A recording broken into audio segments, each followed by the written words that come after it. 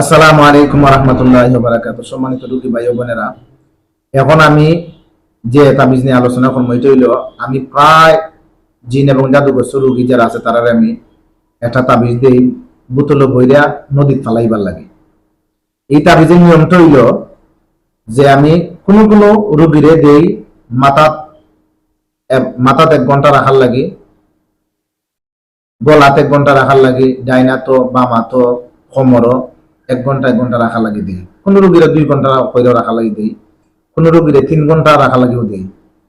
আবার কোন রোগীরা আমি শুধু গলাত এবং কোমরও একদিন রাখার লাগে দিই।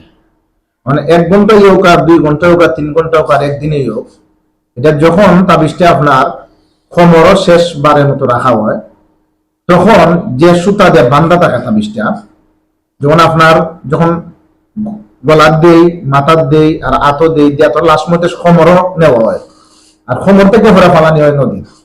এটা আপনারা খুব সতর্ক মূলক ভাবে এই তাবিজটা আপনারা ফালাই দিবে।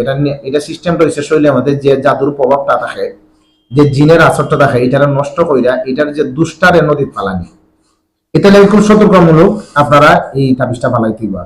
যখন আপনার খমর রাখা শেষ হয়ে গেল, টাইম শেষ হয়ে গেল, তখন সাথে সাথে সুতা এবং তাবিজ সহ করলে আপনার প্লাস্টিকের একটা বোতল, 1/2 লিটারই হোক আর 1 লিটারই হোক, একটা প্লাস্টিকের বোতলের ভিতরে একেবারে সুতায় তাবিজের ডিফা করলে আপনি এটা বলে দিতে পারেন। বইটা ডিফা লাগাইয়া আর বেশি সময় এই ঘরের মাঝে এই তাবিজটা রাখতা না, আপনার বাড়ির মাঝে এই তাবিজটা রাখতা না।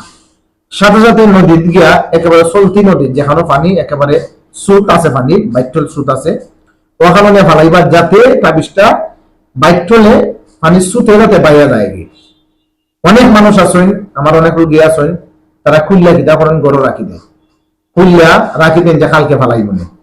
আর যত জনই এটা নিয়মের মধ্যে দর্শন করছেন, তারারই সমস্যা হয়েছে, শেষ মুহূর্তে তারা চিকিৎসা করতে আমার খুব কষ্ট হয়। আপনারা যারা বোতলের তাবিজ বইরা নদী ফালাইবার, তারা এই ভিডিওটা বারবার দেখবা, যাতে কোনোভাবে যাতে কোনো ধরনের রং হয় না, যাতে কোনো ধরনের ভুল হয় না। এরপরে আপনারা এই তাবিজটা নদী ফালাইবা। আসসালামু আলাইকুম রহমতুল্লাহ।